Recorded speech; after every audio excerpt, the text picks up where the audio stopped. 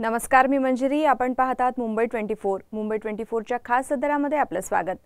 मुंबई मायानगरी, स्वप्ननगरी अशा नावांनी ओळख असलेली तुमची आमची आपली मुंबई. आपली स्वप्न पूर्ण करण्यासाठी, शिक्षणासाठी, रोजीरोटीसाठी मुंबईत येणारे मायानगरीच्या मोहात अडकतात आणि मुंबईकर म्हणूनच स्थिरावतात.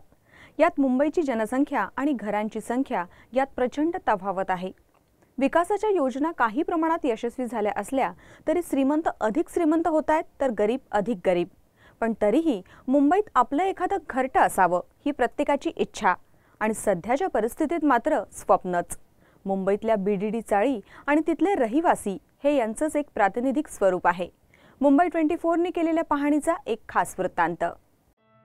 मुंबई मायानगरी, स्वप्ननगरी अशा नावांनी ओळख असलेली तुमची आमची आपली मुंबई.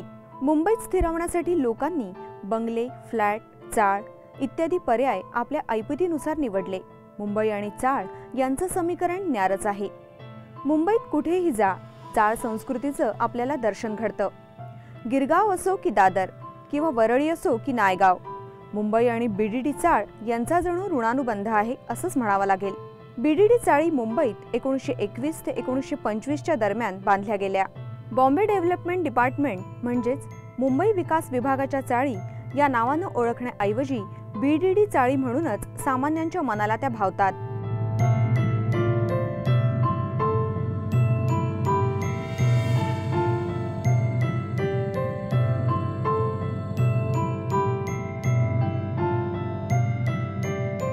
बीडीडी चाळीच्या तब्बल 207 इमारती डौलानं उभ्या आहेत. यापैकी नायगावात 42, नामजोशी मार्ग लोअर परेल मार्गावर 32, तर शिवडीला 12 इमारती आहेत आणि वरळीमध्ये 121 इमारती आहेत. 92.68 एकर जमिनीवर या इमारती उभ्या आहेत, ज्यावर 16,544 सदनिका आहेत. यापैकी पोलीस निवासांची संख्या 2,916 आहे.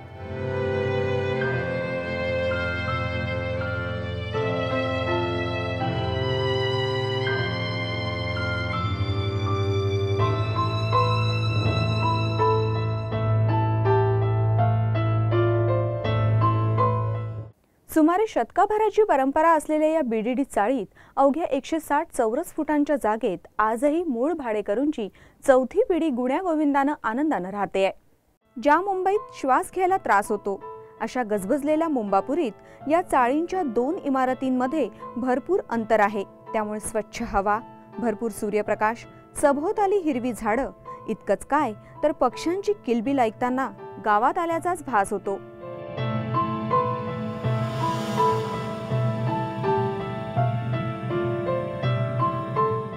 याबाबत आपल्याला सांगतायत बीडीडी चाळीचे मॅनेजर हेमंत सावंत. बीडीडी चाळी 1921 ते 25 दरम्यान वरळी, नायगाव, नामजोशी मार्ग व शिवडी येथे बांधण्यात आलेल्या आहेत. या सर्व 207 इमारती आहेत. मुंबईतल्या सर्वच बीडीडी चाळींमध्ये राज्य शासनाच्या सार्वजनिक बांधकाम म्हणजेच PWD मार्फत पॅसेजमध्ये वीज आणि परिसरात स्वच्छता सेवा मोफत पुरवली जाते. त्याचप्रमाणे वरळीच्या इमारत क्रमांक 50 मध्ये माता बाल रुग्णालय तसेच मनपातर्फे मोफत दवाखाना देखील चालवला जातो. जिथे श्वास घेण्यास कष्ट पडतात अशा मुंबईतील बीडीडी चाळींच्या परिसरात अनेक मैदानं असून त्याचा वापर विविध कारणांसाठी होतो. तसेच या ठिकाणी शाळाही आहेत. बीडीडी चाळीतील रहिवाशांच्या अनेक समस्या आहेत. प्रामुख्यानं इमारतींची देखभाल आणि दुरुस्तीच्या संदर्भात या समस्या आहेत. इथे तर स्लॅब तर कोसळण्याचं तशी परिस्थिती कधीच होणार नाही, कारण इथल्या या इमारतींचं जरी ह्या इमारती 85 वर्ष जुन्या असल्या तरी यांचं ब्रिटिशकालीन कन्स्ट्रक्शन असल्यामुळे कन्स्ट्रक्शन एकदम मजबूत आहे. फक्त दमट हवामानामुळे कुठे कुठे प्लास्टर वगैरे निघत असतं. मग जेव्हा जेव्हा आमच्याकडे तक्रारी उपलब्ध होतात किंवा आमचे प्रतिनिधी जेव्हा आमचे अभियंते जाऊन पाहणी करतात, जिथे वॉटर कॉन्क्रीट स्पॉलिंग वगैरे होत असेल तर त्या ठिकाणी आम्ही मग ते पाडून घेऊन तिथे पॉलिमर मॉटरद्वारे तिथे दुरुस्ती करण्यात येते. आता वेळ झाली एका विरामाची.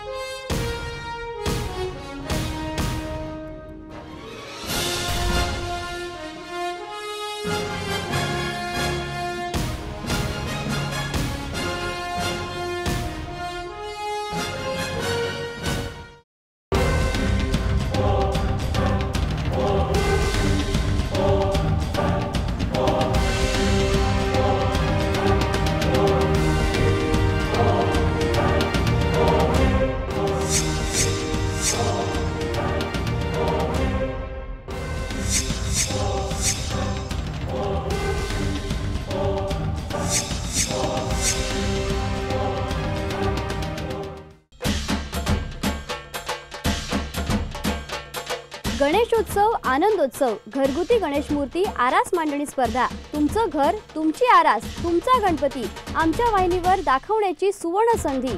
शिवाय बक्षिसांची खैरातही।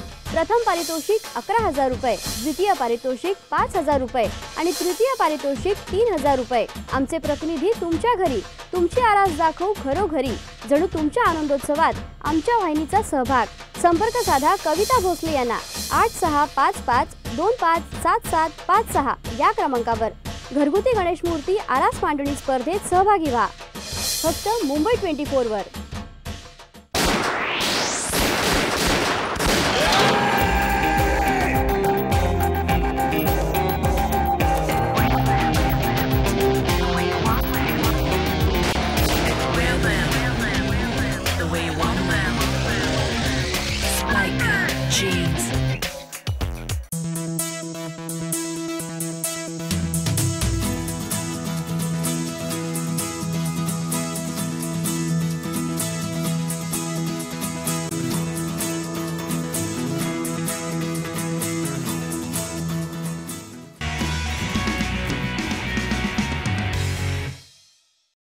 वरळीप्रमाणेच मध्य मुंबईतील नायगाव परिसरात देखील बीडीडी चाळी आहेत। काँग्रेसचे कालिदास कोळंबकर या भागाचे आमदार आहेत। चाळींच्या दुरुस्ती संदर्भात मुंबई 24च्या टीमने त्यांच्याशी संपर्क साधला, त्यावेळी त्यांनी नायगावच्या बीडीडी चाळींची माहिती देऊन आपण त्यांच्या दुरुस्तीसाठी विविध मार्गाने निधी मिळवत असतो असंही सांगितलं। बीडीडी चाळींमध्ये देखभाल दुरुस्तीची समस्या आहे, तशीच अनधिकृत स्टॉल्स, दुकानं, झोपड्या तसंच रहिवाशांनी केलेल्या बेकायदेशीर बांधकामांचीही समस्या आहे। बीडीडी चाळीतील बेकायदेशीर स्टॉल्सवर कारवाई करताना 1995 पूर्वीच्या स्टॉल्सना कायम करण्याचा निर्णय सरकारच्या विचाराधीन असल्याचं सांगण्यात आलंय। आमदार कोळंबकरांनी देखील याला दुजोरा दिलाय। मुंबई शहरामध्ये जेवढ्या बीडीडी चाळी आहेत तिथे ही पद्धत चालू झाली। काय होते याची कारणं काय आहेत, याची कारणं पण आपण शोधली पाहिजे। त्यावेळेचं कुटुंब आणि आताच्या कुटुंबामध्ये त्यांच्यात 2 मुलं त्यांची झाल्यानंतर त्यांची लग्न झाल्यानंतर ते राहणार कुठे? ते थोडंसं एक्सटेन्शन करतायत ते लोक, पण भविष्य काळामध्ये शासनाने आता हे उद्याचं भविष्याचं डेव्हलपमेंट घेतलं, ते प्रसंग येणार नाही आहेत। ह्या बाबतीमध्ये ना शासनाच्या अधिकाऱ्याने ठाम भूमिका घेतली पाहिजे। शासनाचे अधिकारी फर्म भूमिका घेत नाही आहेत, त्याच्यामुळे हे वाढत जाते आहे सगळं। बीडीडी चाळींच्या स्वच्छतेसाठी कर्मचारी वर्ग अपुरा पडतो, कारण वारंवार बजावून देखील रहिवासी अनधिकृतरित्या राहत्या जागेत बांधकाम करत असतात असं अधिकाऱ्यांचं म्हणणं आहे। 207 इमारतींना स्वच्छतेसाठी आमच्याकडे कर्मचारी कमी आहेत, तरीसुद्धा आम्ही इंटरनल स्वच्छता व्यवस्थित ठेवतोच। पण एक जे सत्य असं आढळलेलं आहे की प्रत्येकाला हे घर स्वतःचं वाटतं आणि त्याला तो एक्सटेंड करतो, एक खोली किचनच्या मागे एक खोली आणखी बांधतो, त्याचं जे काय बदल करण्याचं साहित्य बाहेर निघतं तो तिथंच बाहेर टाकून देतो। मी स्वतः पाहिलेलं आहे की किती वेळा आम्ही जरी ते साहित्य उचललं, रॅबिट उचललं, तरी पुन्हा तिथे ते टाकलं जातंच। या कामाने आम्ही आता जवळजवळ 3,000 लोकांना नोटीस दिलेल्या आहेत की आपण बेकायदा बांधकाम केलेले आहे ते काढून घ्यावे म्हणून नोटिसा दिलेल्या आहेत। त्यांनी स्वखुशीने नाही काढलं तर आम्ही जबरदस्तीने पोलिसांची मदत घेऊन ते काढू। मात्र अधिकाऱ्यांच्या या भूमिकेबद्दल चाळीतील रहिवासी समाधानी नाहीत। स्वच्छता बघता ही मंडळाच्या मार्फत कार्यकर्त्यांच्या मार्फत एवढी स्वच्छता मलाही नाही वाटत बीडीडी चाळीत कुठे तुम्हाला एवढी दुसरी अशी स्वच्छता। फक्त आज PWDला काय सांगायला गेलं की ते सांगतात आम्हाला मेंटेनन्स परवडत नाही, हे नाही। आता ह्या बिल्डिंगचे आमच्या तळे गेलेत, वरती लिकेजेस आहेत, बाऱ्या पडल्यात, असे अनेक प्रश्न आहेत, टॉयलेटचे प्रॉब्लेम्स आहेत। मग हे सांगणार आमच्याकडे खर्च नाही, मग आमदार फंडातून, नगरसेवक फंडातून किंवा जमलं तर मग आमच्या वैयक्तिक वर्गणीतून। आज रविवारी त्यांची स्वीपर नाही आली, कुठे लाईट गेली, काय गेली, आज स्वतःच्या खर्चातून करतात। आता माझं असं आहे की आम्हाला अपेक्षा होती की बाबा PWDने थोडाफार पहिल्यासारखा जरी नाही केलं तरी त्यांनी मेंटेनन्स अजिबात नाही होत। आता जवळजवळ मी 30 ते 40 वर्ष राहतो या ठिकाणी। या चाळींची आज अवस्था 19 म्हणजे साधारणतः 80 ते 90 वर्ष चाळीला झालेली आहे। आज जो बघितला तर भाग या ठिकाणी एवढा कमजोर होत चाललेला आहे। आज खिडक्या नाही, बाऱ्या नाहीत वगैरे अशी परिस्थिती आहे। त्याच्यामध्ये संडासची त्याच्यापेक्षा भयानक परिस्थिती आहे। काही ठिकाणी रिपेअरिंग झालेलं असतं, पण काही ठिकाणी इतकं म्हणजे तग लादू असे संडासचे दरवाजे वगैरे लावले गेले आहेत की त्या दरवाजामध्ये त्या बिजागर गंजून पडलेली आहेत वगैरे करतात। PWDच्यामध्ये सार्वजनिक बांधकाम तक्रारी होतात, पण त्यांच्यापर्यंत ते काम करत असतात। कधी निधी कमी पडतो, कधी कारण ह्या ठिकाणी मला वाटतं माझ्या माहितीप्रमाणे की महसूल कमी है और मेंटेनेंस जास्त है। कुछ हर एक जगह में डेवलपमेंट हो रहा है, अच्छा जा रहा है, मामूली झोपड़ा पट्टी भी अच्छा हो रहा है, लेकिन डीडी चाल अच्छा नहीं हो रहा है, ऐसे कि वैसे रहना पड़ता है।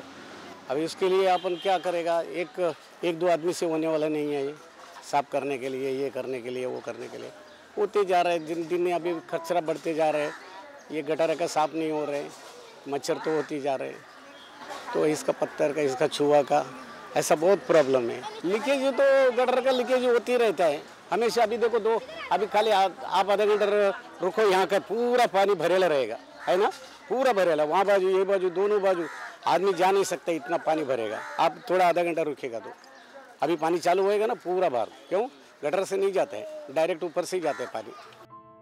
सर्व जाती धर्माचे लोक एकत्रित नांदणाऱ्या या चाळीत शाळांप्रमाणेच विविध धर्मीयांची अनेक मंदिरं आणि प्रार्थना स्थळं देखील आहेत। रहिवाशांप्रमाणेच शासकीय अधिकाऱ्यांना सुद्धा बीडीडी चाळींची स्वतःची एक वेगळीच संस्कृती आहे असं वाटतं। कार्यकारी अभियंता पी.के. पाटील यांची प्रतिक्रिया अतिशय बोलकी आहे। बेसिकली बीडीडी चाळ ही एक वेगळी संस्कृती आहे, हे मला इथं चार्ज घेतल्यानंतर लक्षात आलं। मलाही माहीत नव्हतं बीडीडी चाळ काय आहे, पण इथला चार्ज घेतल्यावर लक्षात आलं की सगळे धर्म, वेगवेगळ्या राज्याची माणसं इथे गुणागोविंदाने नांदतात, सगळे सण साजरे करतात। आंबेडकर जयंती, गणेश उत्सव असो, देवी बसणे असो, या सगळ्या उत्सवांना सहभाग त्या सगळ्यांचा असतो। आणि त्यांनी मागणी केल्याप्रमाणे आम्ही कुठे भिंतींना रंगकाम करून दे, एखादं मैदान साफ करून दे, रस्ता बनवून द्या, पेवर ब्लॉक बनवून द्या वगैरे काम आम्ही करून देत असतो त्यांना। विद्युत कनेक्शन एखाद्या वेळेला त्यांना पाहिजे असेल तर आमचा विद्युत विभाग आहे, विद्युत विभाग त्यांना तात्पुरतं मीटर घेऊन ते कनेक्शन उपलब्ध करून देतो। मैदान आमच्याकडे जांभोरी मैदान आहे, जांभोरी मैदान आम्ही एखाद्या उत्सवासाठी भाड्याने हवं असेल तर ते पण उपलब्ध करून देतो। आता वेळ झाली एका विरामाची।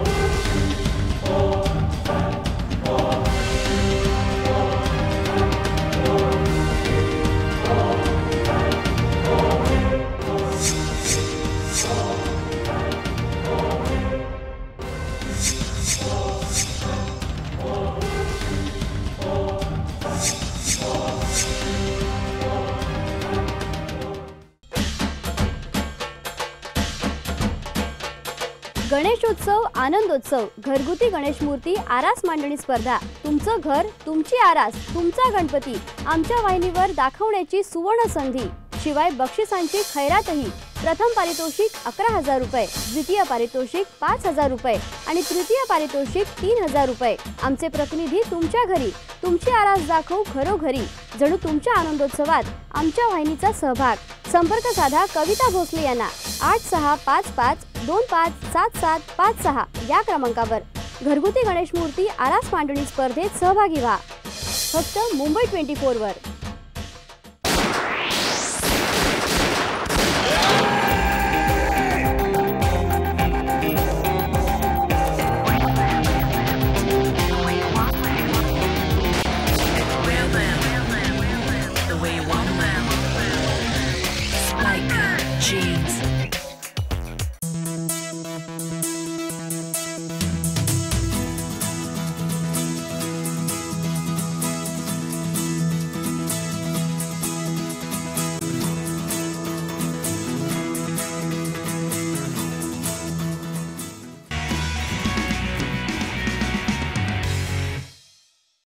बीडीडी चाळींची स्वतःची अशी एक संस्कृती आहे। त्यात मुंबईतल्या श्रमिकांचा वाटा आहे। श्रमिकांचा वारसा जपणाऱ्या या चाळी आहेत।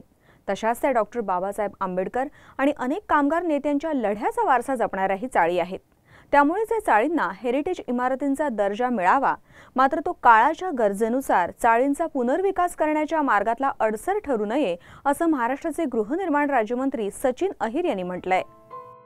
या चाळीतील रहिवाशांनीही बीडीडी चाळींच्या पुनर्विकासाला अनुकूलता दर्शवली आहे. गृहनिर्माण राज्यमंत्री सचिन अहिर याबाबत प्रयत्नशील असल्याचं सांगून त्यासाठी रहिवाशांनी अहिर यांचे आभार मानलेत. छोट्या 160-170 स्क्वेअर फूटमध्ये एवढ्या मोठ्या आता फॅमिली वाढत गेल्या. 3-3, 4-4 पिढ्या आता आमच्या इथे राहत आहेत. परंतु आता सुयोगाने आमच्या भागामध्ये माननीय नामदार सचिन भोयर ह्या भागाचे आमदार आहेत. ह्या जुन्या इमारती असल्यामुळे शौचाचा भाग असू दे, गटर असू देत, वॉटर असू देत, मीटर असू देत, हा जो ज्वलंत प्रश्न असतो हा विशेष निधी आणून ते सोडवायचा प्रयत्न करतात. जर आमची जो स्वप्न जो आहे पुनर्बांधीचा तो जर लवकर सचिन भाऊ राज्यमंत्री, आज गृहनिर्माण राज्यमंत्री आहेत, त्यांनी जर लवकर सोडवला आणि लोकांचा आज त्यांच्यावर विश्वास आहे की आज जर पुनर्बांधणी केली तर सचिन भाऊच करू शकतात असं लोकांचा विश्वास आहे. तर लवकर जर त्यांनी हा स्वप्न सर्वांचं पूर्ण केलं तर आम्ही ते आनंदाने त्याचं आम्ही स्वागत करू ही आमची इच्छा आहे. आमदार कालिदास कोळंबकरांनी बीडीडी चाळीचा पुनर्विकास करताना नमुना इमारत उभी करण्याची सूचना केली आहे. जास्तीत जास्त शासनाने ह्या बाबतीत निर्णय घ्यावा की एक तर सॅम्पल बेसवरती भविष्य काळामध्ये कशा पद्धतीनं आपण डेव्हलपमेंट करणार हे का प्रत्येक भागामध्ये मागे शिवशाही राज्यामध्ये अशा पद्धतीने करत होते डेव्हलपमेंटचं आणि एका शिवडी भागामध्ये 3 बिल्डिंग करत होते. त्यावेळी मी विरोध केला होता की एका शिवडी भागामध्ये तुम्ही करू नका, नायगावमध्ये एक करा, वरळी भागामध्ये एक बिल्डिंग सॅम्पल बेसवरती उभी करा आणि भविष्य काळामध्ये अशा पद्धतीने हे आपण डेव्हलप करणार असं शासनाने जनतेला दाखवावं. आपोआप माणसं ॲग्रीमेंट करते, मान्यता देते. पण सॅम्पल उद्या भविष्य काळामध्ये तुम्ही काय करणार, कसं करणार हे समजल्याशिवाय लोक कुठे मान्यता देणार नाही. बीडीडी चाळींमध्ये लहान मोठे व्यवसाय करणारे व्यावसायिक किंवा दुकानदार तसेच मुलांनी देखील बीडीडी चाळींशी आपलं घट्ट नातं असल्याची भावना व्यक्त केली आहे. पहिला आता 30-40 वर्ष 50 वर्षापूर्वी एवढा पब्लिक नव्हता. आता पब्लिक तर एवढं वाढलेलं आहे ना, एका खोलीत 10 माणसं राहतात. ही परिस्थिती झालेली आहे. जागा कमी पडते म्हणून हे वाढवतात, असं बीडीडी चालतं परिस्थिती झालेलं आहे. आता जागा कमी आहेत सध्या बघायला गेलं तर ही परिस्थिती आहे. PWD ऑफिस में हमें जाऊन भाड़ा भरते हैं. बीडी चाल के बारे में एक जगह बहुत छोटी है, किराया भी हम लोग खैर कम देते हैं, ऐसा नहीं है. सुविधाएं हमें बहुत जगह मिली हुई हैं, झाड़ू वाले हैं, लाइट्स है, संडास बाथरूम पानी इत्यादि सुविधाएं बहुत अच्छी हैं, अच्छे लोग हैं, ऐसा नहीं है. लेकिन जगह हमें कुछ ज़्यादा मिलनी चाहिए. आगामी भविष्य में थोड़ा जगह हमें ज़्यादा मिलनी चाहिए. कोई दिक्कत नाही. बीडीडी चाळीत 10 वर्ष झाले राहते. इथे माझे मित्र बनलेले आहेत. ते माझे सगळे चांगले मित्र आहेत. मला खूप आनंद वाटतो की मी बीडीडी चाळीमध्ये राहतो. इकडे आम्ही लहानपणापासून मी जर जन्मले तर मला इकडे काय खेळायला आवडतं. माझे मित्र आहे, मैत्री आहे, मी शाळेत जातो. अनेक बीडीडी चाळींमध्ये पोलिसांची निवासस्थाने आहेत. निवृत्तीनंतरच्या त्यांच्या निवासाची नव्यानंच समस्या उभी राहिली आहे. मुख्यमंत्र्यांनी या संदर्भात आपल्याला सकारात्मक प्रतिसाद दिल्याचं आमदार कोळंबकरांनी सांगितलंय. बीडीडी चाळींमधील रहिवासी प्रामुख्यानं कामगार वर्गातील आणि समाजाच्या आर्थिक दुर्बल घटकातील असल्यानं त्यांच्यासाठी विविध प्रकारचे सामाजिक उपक्रम देखील राबवले जातात. या कामी स्थानिक आमदार आणि गृहनिर्माण राज्यमंत्री सचिन अहिर यांचं संकल्प प्रतिष्ठान क्रियाशील आहे. वरळीतील बीडीडी चाळ किंवा एकंदरीत मुंबई शहरामध्ये या 3 भागांमध्ये विखुरलेली आहे. 227 इमारती असलेल्या या इमारतीमध्ये श्रमिकांचा वारसा जपणारी ही चाळ आहे. एक काळ असं होतं की याला जेल म्हणून घेऊन ब्रिटिशकालीन वापरलं जायचं. स्वतंत्र चळवळीनंतर आज ते जेल श्रमिकांचं एक आशास्थान आणि निवासस्थान म्हणून घेऊन होतोय. मोठ्या प्रमाणावरती सेवा देणारे जो वर्ग आहे तो या संपूर्ण परिसरामध्ये राहतो आणि म्हणून एक लौकिक मिळालेला आहे. ह्याला एक मोठा इतिहास आहे. परमपूज्य भारतरत्न डॉक्टर बाबासाहेब आंबेडकरांचा वास्तव्य असेल, जांभोरीमध्ये अनेक नेत्यांची सभा असेल, कम्युनिस्ट चळवळपासून तर रिपाईची चळवळ असेल, अनेक गोष्टी ह्या समोर बघितल्या. त्याच दृष्टिकोनातून अनेक वेळा काही तिकडच्या वेगवेगळ्या घटना देखील हे या भागाला फार लौकिक मिळालेल्या आहे. महात्मा गांधी उद्यान असेल किंवा जांभोरी मैदानसारखा मैदान असेल, हा संपूर्णच परिसर एक वेगळं आकर्षण आहे. 21व्या शतकामध्ये जो शहरं वाढत आहेत त्यातून हा एक विभाग फार मोठ्या झपाट्याने वाढत असताना बीडी चाळीचं मात्र अस्तित्व हे तसंच राहिलेलं आहे. अनेक वेळा मुंबई शहरातील जुन्या उपकर प्राप्त इमारतीची चर्चा होते, परंतु आजही इकडचा जो बांधकाम आहे तो एवढा मजबूत आहे की त्यालाही रिप्लेस करणं हे काळाची गरज जरी असली तरी देखील ती तेवढी लागत नाही. आणि म्हणून दुरुस्तीच्या माध्यमातून आज त्याचं अस्तित्व किंवा वास्तव्य ठेवण्याचं काम आपण करतो आहे. नजदीकच्या काळामध्ये त्याला हेरिटेजचा दर्जा मिळण्यासाठी देखील प्रयत्न काही तज्ज्ञांनी केलं. अर्थात त्यामध्ये आमची भूमिका स्पष्ट होती की हेरिटेजचा वारसा जपत असताना त्याचा पुनर्बांधणी थांबता कामा नये. आणि म्हणून तो हेरिटेजचा वास्तव्य असताना देखील कालांतराने त्याच्यावरती एवढी दुरुस्ती करण्यात आलेली आहे की जे आयुष्य वाढवण्याच्या दृष्टिकोनातून तो टिकणं गरजेचं आहे. 80 वर्ष जुने असलेल्या या चाळीचं अस्तित्व येणाऱ्या काळामध्ये त्याचं हिताचं रक्षण करण्याची भूमिका राज्य शासनाची राहणार. खरं तर ज्यावेळी मी मतदारसंघाचा आमदार म्हणून झालो, काँग्रेस पक्षाचा एक ऑफिस तिकडे होता. राष्ट्रवादी काँग्रेस पक्ष वेगळं झाल्यानंतर त्या ऑफिसमध्येच मी माझं राजकीय चळवळीला सुरुवात केली. म्हणून बिडीजाळीचं एक वेगळं नातं माझं आहे. आजही तिकडचे चाळीतले रहिवासी असतील किंवा चाळीतले समस्या असतील त्यांच्यासाठी मी आमदार आणि मंत्रींपेक्षा त्यांच्यातला एक सहकारी आहे. आणि म्हणून कधी ते माझ्याशी बोलत असतात, हक्काने येऊन भांडत असतात आणि अनेक वेळा प्रश्न ते सोडवण्याचा प्रयत्न करतात. म्हणून मला सांगण्यात आनंद होतो की गेल्या 15 वर्षामध्ये आजपर्यंत आपण अनेक मोठी निधी एवढ्या वर्षा अगोदर आणली गेली नाही तेवढी आणण्याचं काम केलं. आणि आज मला अभिमानाने सांगावं वाटते की एकही अशी इमारत नाही की जिकडे आम्ही माझ्या निधीतून म्हणा किंवा दुरुस्तीच्या माध्यमातून म्हणा लोकांपर्यंत त्यांच्या प्रश्न पोचवण्याचं किंवा प्रश्नापर्यंत जाण्याचं काम मी केलेलं. अर्थात 100% सर्व दुरुस्ती झालेत असा दावा करणं अयोग्य होणार नाही, कारण कालांतराने जशा या इमारती जुन्या होत चालल्यात त्याला अजून दुरुस्तीची आवश्यकता लागते. आणि म्हणून यावर्षी देखील आम्ही 8 कोटी रुपयाची तरतूद मी या संपूर्ण इमारतीच्या दुरुस्तीसाठी केलेली आहे. याशिवाय विद्यार्थ्यांना लॅपटॉप, बुक बँक, वैद्यकीय सेवा आदी सामाजिक उपक्रम देखील संकल्प प्रतिष्ठान राबवत आहे.